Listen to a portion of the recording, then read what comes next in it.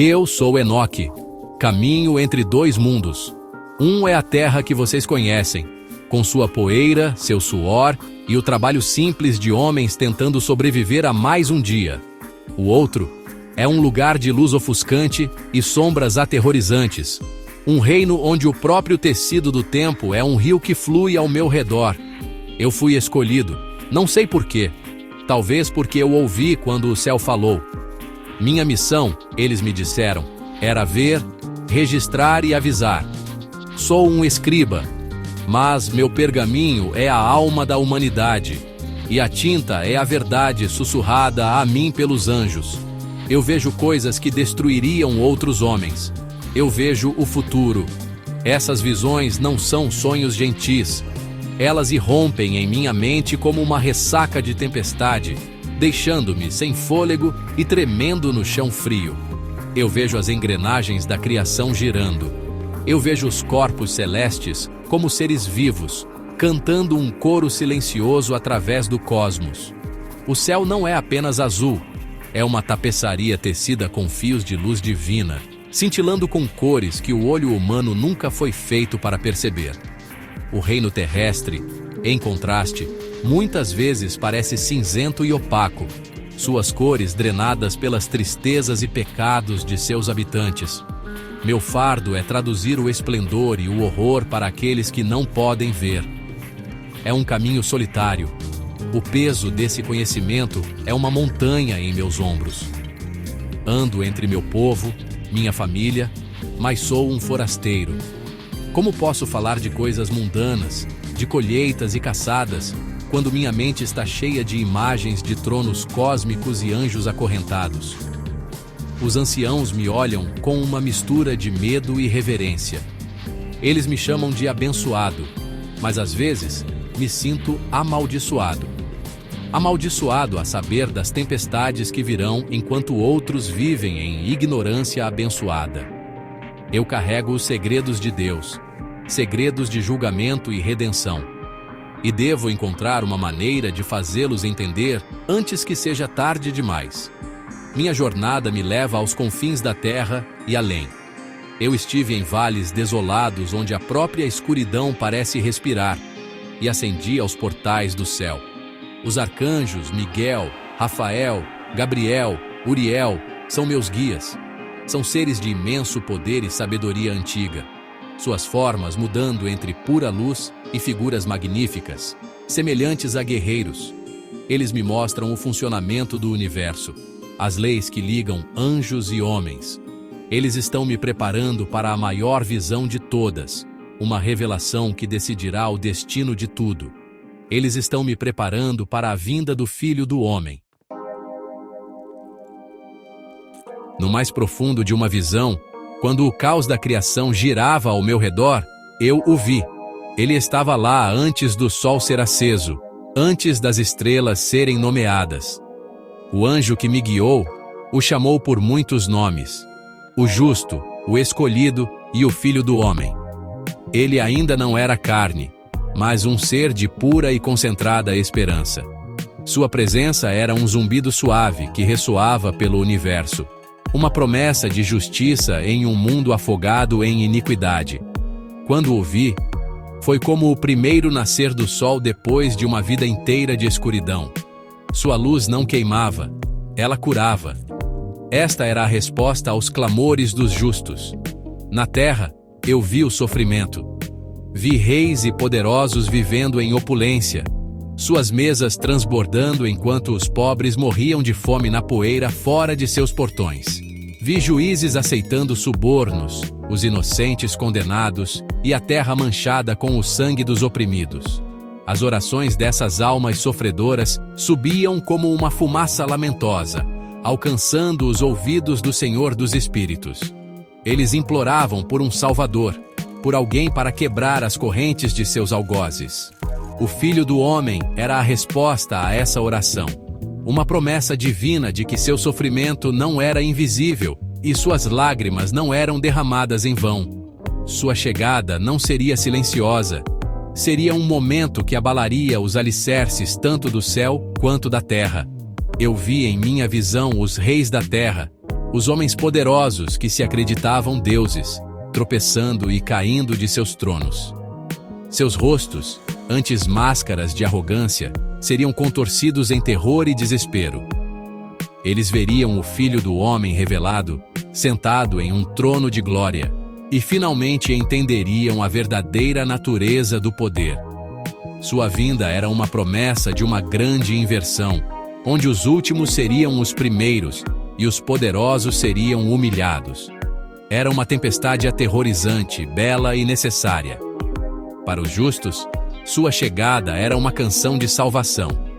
Para aqueles que mantiveram a fé nos tempos mais sombrios, que viveram com justiça em seus corações apesar da corrupção do mundo, ele era sua vindicação. Ele era seu pastor. Eu os vi sendo levantados do pó, seus rostos brilhando com uma luz que espelhava a dele. Ele habitaria entre eles, e eles finalmente encontrariam a paz. Essa visão me deu força. Deu-me um propósito, além de ser apenas um mensageiro da desgraça. Eu também era um portador da melhor das notícias. A justiça não era apenas um sonho. Tinha um nome, e estava a caminho. A primeira parábola começou com um tremor, não na terra, mas no próprio coração do céu. O anjo me mostrou as moradas dos santos, um lugar de perfeita ordem e harmonia. Legiões de anjos, incontáveis como as estrelas, serviam ao Senhor dos Espíritos. Sua existência era uma sinfonia de louvor.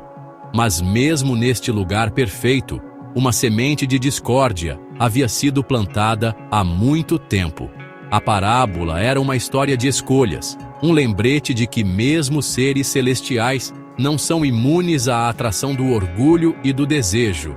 Era uma história sobre os vigilantes, os anjos que deveriam ser os guardiões da humanidade, mas escolheram se tornar seus corruptores. A voz do anjo era sombria enquanto ele falava deles. Eles eram poderosos, belos e sábios, encarregados de observar e guiar a jovem raça humana. Mas eles olharam de seu poleiro celestial e viram as filhas dos homens. Foram cativados por sua beleza, e um desejo proibido criou raízes em seus corações. Este foi seu primeiro ato de rebelião: cobiçar o que não era deles, desviar o olhar do dever divino para a paixão terrena. Esse anseio era um veneno que se espalhou entre suas fileiras, uma conspiração sussurrada que desvendaria o plano divino e desencadearia uma torrente de sofrimento sobre o mundo. A parábola se desenrolou como uma peça trágica. Eu vi seu líder, Samiasa, ligá-los com um terrível juramento. Ele sabia da gravidade de seu pecado, do castigo que os esperava, mas os compeliu a compartilhar a culpa, garantindo que nenhum pudesse voltar atrás. Eles desceram sobre o pico do Monte Hermon, uma cascata luminosa de estrelas cadentes, cada uma promessa quebrada, um dever abandonado. Esse ato foi a traição definitiva. Eles não estavam apenas desobedecendo a um comando, estavam abandonando sua própria natureza, abandonando o etéreo pelo carnal e trocando a eternidade por um momento fugaz de prazer mortal. As consequências foram imediatas e catastróficas. Os próprios céus pareceram tremer com sua queda. A sinfonia perfeita foi quebrada, substituída por uma nota de profunda tristeza. O anjo me mostrou como esse único ato de desobediência criou uma fenda, uma ferida no mundo espiritual que permitiu que a escuridão se infiltrasse no reino terrestre. Esta foi a origem do grande desequilíbrio, o começo da era de monstros e magia, de segredos que os homens não deveriam conhecer. A primeira parábola foi um aviso contundente. Mesmo as luzes mais brilhantes podem cair. E o custo de tal queda é uma escuridão que pode consumir mundos. A parábola se transformou em uma visão de realidade horripilante. Eu observei os vigilantes tomarem esposas humanas. A união de seres celestiais e mortais era uma abominação, uma distorção da criação de Deus. Os filhos nascidos dessas uniões não eram humanos. Eram gigantes os nefilins. A fome deles era tão imensa quanto o seu tamanho. Eles devoraram toda a comida dos homens, todo o gado, todo o grão, até que a terra ficou nua. Quando não havia mais nada, eles se voltaram contra os próprios humanos, consumindo-os em um frenesi de violência. O mundo, antes um lugar de vida florescente, tornou-se um matadouro. A corrupção não terminou com derramamento de sangue. Os anjos caídos, os vigilantes, tornaram-se professores distorcidos. Eles ensinaram à humanidade segredos que deveriam permanecer escondidos nos cofres do céu. Azazel ensinou aos homens a arte da guerra, como forjar espadas e escudos, como fabricar armaduras. Ele os introduziu à vaidade, ensinando às mulheres como fazer joias e cosméticos, como se adornar com encantos que despertavam luxúria e ciúme. Outros vigilantes ensinaram feitiçaria, o corte de raízes para poções mágicas, a interpretação de sinais nas estrelas e os encantamentos que poderiam prender espíritos. Eles deram à humanidade as ferramentas de sua própria destruição. Eu vi o mundo se transformar sob sua influência. As vidas simples dos homens foram substituídas por uma complexa teia de violência, ganância e engano. As cidades se tornaram fortalezas, os campos se tornaram campos de batalha, e o coração humano, antes capaz de fé simples, tornou-se um vaso para ambições sombrias. A própria terra clamava em agonia. O sangue dos mortos escorria para o solo, e os gritos dos oprimidos subiram aos céus. Um apelo desesperado por intervenção. Os vigilantes e sua prole gigante desfilavam pela terra como reis, suas risadas ecoando nas ruínas do mundo que eles haviam ajudado a construir e depois destruir. A esperança que o Filho do Homem representava parecia tão distante diante dessa escuridão avassaladora. Os vigilantes, em sua arrogância, acreditavam ter vencido. Eles haviam refeito o mundo à sua própria imagem, uma imagem de caos e desejo egoísta. Eles haviam esquecido uma verdade crucial. O Senhor dos Espíritos vê tudo. Cada um de seus atos de desafio, cada segredo que ensinaram, cada gota de sangue que derramaram, foi registrado. Seu triunfo fugaz estava preparando o palco para um julgamento de escala inimaginável. A queda deles não foi apenas uma descida do céu. Foi um mergulho em um acerto de contas do qual não podiam escapar.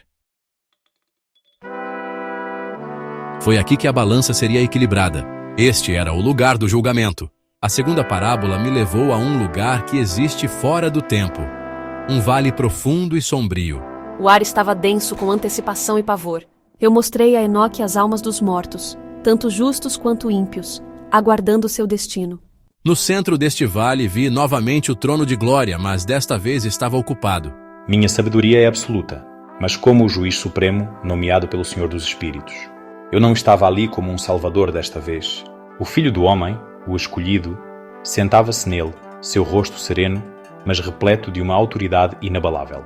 Os segredos sussurrados na escuridão eram tão altos quanto gritos aos seus ouvidos, mas as intenções de seus corações. Ele via não apenas as ações de homens e anjos, nada podia ser escondido dele. Eles tremiam, sua arrogância despojada, deixando apenas a dura realidade de suas obras malignas expostas para todo o céu ver. E suas coroas eram meros enfeites, sem sentido. Suas vestes eram trapos. Seu poder havia desaparecido. Os reis e os poderosos, que haviam vivido suas vidas acreditando que não deviam satisfações a ninguém, foram trazidos diante de seu trono. Seu crime era autoevidente, escrito no sofrimento do mundo e nos clamores das almas que haviam desviado. Não havia defesa que pudessem oferecer. Eles estavam diante daquele que haviam indiretamente desafiado, a ordem divina que haviam quebrado. Estavam acorrentados, sua luz diminuída, suas formas distorcidas por seu pecado. Eles não eram mais os seres radiantes que haviam descido do céu. Também foram trazidos a este vale. Os arquitetos da miséria do mundo, os vigilantes. O julgamento não era apenas para os humanos. E nem mesmo os anjos que outrora estiveram na presença do Todo-Poderoso. Nem os ricos que acreditam que seu ouro pode comprar a salvação, nem os reis que governam nações, eles olharam para o Filho do Homem. e em seus olhos viram o reflexo de seu próprio fracasso eterno. Essa visão foi uma poderosa lição de responsabilidade. Mostrou que ninguém está acima da lei de Deus. O Vale do Julgamento era o grande nivelador. Era o lugar onde cada alma, do mais humilde camponês ao mais alto ser celestial, deve responder por suas escolhas. A segunda parábola foi uma visão aterrorizante de justiça, mas também necessária, abrindo caminho para que o mundo fosse purificado e renovado. O julgamento foi proferido, e a sentença foi absoluta. Assisti na visão ao início do castigo dos ímpios, uma cena de dramaticidade e finalidade aterrorizantes. Para os anjos caídos, não houve misericórdia. Os arcanjos, agindo como executores divinos, os prenderam. Vi Miguel e Rafael amarrarem Azazel de pés e mãos, lançando-o em um abismo em um deserto desolado. Empilharam rochas pontiagudas sobre ele, selando-o em total escuridão até o grande dia do julgamento, quando ele seria lançado no fogo final. Sua influência foi cortada do mundo, seus ensinamentos sombrios silenciados para sempre. Os outros vigilantes tiveram um destino semelhante. Foram forçados a assistir seus filhos gigantes, os Nefilins, serem incitados a se voltarem uns contra os outros. Uma loucura os tomou, e os gigantes que aterrorizaram o mundo juntos agora se massacravam em uma guerra civil final e sangrenta. Os vigilantes só podiam observar horrorizados enquanto seu legado se devorava. Depois que seus filhos foram destruídos, os próprios anjos foram amarrados e lançados em uma prisão de fogo, um abismo ardente que seria seu lar por 70 gerações, um lugar de tormento, até que sua sentença final fosse executada. O fogo celestial era um agente purificador, queimando sua corrupção da face da criação. Para os reis ímpios e os poderosos da terra, o castigo foi de terror e desespero. Eles não foram imediatamente lançados no fogo. Seu inferno começou em suas próprias mentes. Eles imploravam para que as montanhas caíssem sobre eles, para que as colinas os cobrissem, para escondê-los da face do Filho do Homem sentado em seu glorioso trono. Seu poder, sua riqueza, tudo pelo que haviam matado e oprimido, agora não valiam nada. Seu castigo final foi a percepção de sua impotência, o conhecimento agonizante de que haviam desperdiçado suas vidas em busca de coisas que não podiam salvá-los. Suas almas foram deixadas em um estado de angústia perpétua. Essa visão de punição não era sobre vingança, era sobre ordem, era sobre purificação. O mundo havia sido envenenado pelo pecado e pela violência, e esse acerto de contas divino era o antídoto necessário. O fogo que consumia os ímpios era o mesmo fogo que purificaria a terra. As correntes que prendiam os anjos eram a mesma força que restauraria o equilíbrio do cosmos. Foi um processo doloroso e violento, como consertar um osso quebrado. Foi o terrível custo de curar um mundo que havia sido tão gravemente ferido pelas escolhas de anjos e homens. Após a tempestade do julgamento, uma grande calma se instalou em minhas visões. A terceira parábola foi de restauração e recompensa. O anjo me ergueu e me mostrou um mundo transformado. A velha terra, manchada de sangue e marcada pela injustiça, estava passando. Em seu lugar, um novo céu e uma nova terra estavam nascendo. A luz era diferente, mais suave e mais brilhante. O próprio ar parecia zumbir com uma melodia de paz. Esta era a promessa cumprida, o reino preparado para os justos desde o princípio dos tempos. Era um mundo refeito, lavado pelos fogos do julgamento. No centro deste novo mundo estava o Filho do Homem. Ele não era mais o juiz, mas o pastor e rei. Ele andava entre seu povo, os justos e os eleitos que haviam perseverado pela era das trevas. Seus rostos, antes marcados pela tristeza e dificuldade, agora brilhavam com uma alegria tão pura que era como a luz das estrelas. Não estavam mais famintos, nem oprimidos, nem com medo. Viviam em comunhão com Ele, sua fé transformada em visão. Os segredos da justiça lhes foram revelados, e eles beberam da fonte de sabedoria que emanava de sua presença. O anjo me mostrou os detalhes dessa nova existência. Os justos receberam vestes de glória, mantos de luz que jamais desbotariam ou manchariam. Habitarão em luz eterna, seus dias sem fim. O Senhor dos Espíritos andaria entre eles, sua presença uma fonte constante de força e consolo. Não havia mais dor, nem lágrimas, nem morte. As divisões e hierarquias que haviam definido o velho mundo haviam desaparecido. Não havia reis nem escravos, apenas uma única família de fiéis, unidos sob seu pastor eterno. Esta foi a vitória final do bem sobre o mal. Essa visão foi o ápice de tudo o que eu havia visto. Foi a razão dos avisos, o propósito do julgamento. Não se tratava apenas de punir os ímpios. Tratava-se de criar um lar seguro e eterno para os bons. Essa era a esperança que havia sustentado os oprimidos por gerações de sofrimento. A terceira parábola era uma promessa de que a fé nunca é em vão, que a justiça será finalmente recompensada e que o amor de Deus é uma força poderosa o suficiente para refazer o universo e curar toda ferida. Era uma visão de um futuro pelo qual valia a pena lutar, pelo qual valia a pena acreditar. As cenas finais da parábola mostraram a realidade prática desse novo amanhecer. Os justos, que haviam sido dispersos e escondidos durante o reinado dos ímpios, foram reunidos de todos os cantos da terra. Eu os vi se levantando do pó, seus corpos transformados. Os velhos e fracos foram feitos jovens e fortes. Os doentes foram curados. Eles receberam uma nova vida, não apenas espiritualmente, mas fisicamente, aptos para habitar a terra renovada. O mundo era sua herança, um jardim de paz que eles cuidariam pela eternidade. Sua paciente perseverança finalmente deu o fruto da vida eterna. O anjo explicou que o conhecimento deles também seria transformado. No velho mundo, a sabedoria era frequentemente usada para ganho egoísta e destruição. Mas no reino renovado, a sabedoria seria uma fonte de alegria e comunhão. Os justos entenderiam os segredos da criação, não como ferramentas de poder, mas como expressões do magnífico design de Deus. Eles veriam o funcionamento das estrelas, a mudança das estações e o fluxo da vida com perfeita clareza. Não haveria mais segredos ou enganos, apenas uma compreensão compartilhada da verdade, fluindo diretamente do Filho do Homem. Eu vi o fim da discórdia. As armas de guerra, as espadas e lanças forjadas sob a instrução de Azazel foram derretidas.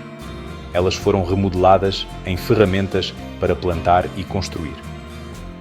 O próprio conceito de violência tornou-se uma memória distante, uma história de um passado sombrio que não tinha mais poder. O coração humano, purificado da ganância e do ódio, era agora capaz de amor e empatia perfeitos. A comunidade dos justos vivia em completa harmonia, cada ação guiada por um desejo pelo bem de todos. Era o mundo como deveria ser desde o princípio. Essa redenção foi a resposta definitiva ao problema do mal. Ela mostrou que o mal, apesar de todo o seu poder temporário e força destrutiva, era, em última análise, finito. Podia corromper, podia destruir, mas não podia vencer. A vitória final pertencia à fé, à esperança e ao amor. O novo amanhecer para os justos não era apenas uma fuga do sofrimento. Era um triunfo total e completo sobre a escuridão que uma vez ameaçou consumir tudo. Era o acorde final e ressonante na sinfonia da criação, uma nota de paz perfeita e sem fim. Meu tempo de visões estava chegando ao fim. O anjo que havia sido meu guia através dessas parábolas incríveis e aterrorizantes me disse que meu trabalho como escriba estava quase completo. Eu havia visto a história do pecado, o processo de julgamento e a promessa de um futuro glorioso. Eu havia registrado tudo, não em tábuas de pedra, mas no livro do meu próprio espírito, pronto para ser compartilhado com meus filhos e as gerações vindouras. Era hora de eu retornar, mas não para a terra que eu conhecia. Meu caminho agora me levava para cima, para a luz. Antes de partir, olhei para trás uma última vez para o mundo. Do meu ponto de vista entre os reinos, eu podia ver os fios do destino se tecendo através das vidas dos homens. Eu via a escuridão ainda presente, as lutas e a dor. Mas agora, eu também via a luz inabalável da esperança. Eu via o Filho do Homem, não como uma figura distante em uma visão futura, mas como uma presença constante e viva, esperando o tempo determinado. Eu entendi que mesmo nos momentos mais sombrios, as sementes do novo reino já estavam plantadas nos corações dos fiéis. Minha ascensão não foi uma fuga, mas uma transformação. Senti o peso do meu corpo mortal se desvanecer, a poeira e a tristeza da terra recuando abaixo de mim. Eu estava sendo atraído para a presença do Senhor dos Espíritos, não como um visitante, mas como alguém que era bem-vindo em casa. A jornada foi uma lição final, que o destino último dos justos não é permanecer em um mundo de sombras, mas acender a luz eterna. Minha história foi feita para ser uma ponte, um caminho de palavras para guiar outros para essa mesma esperança.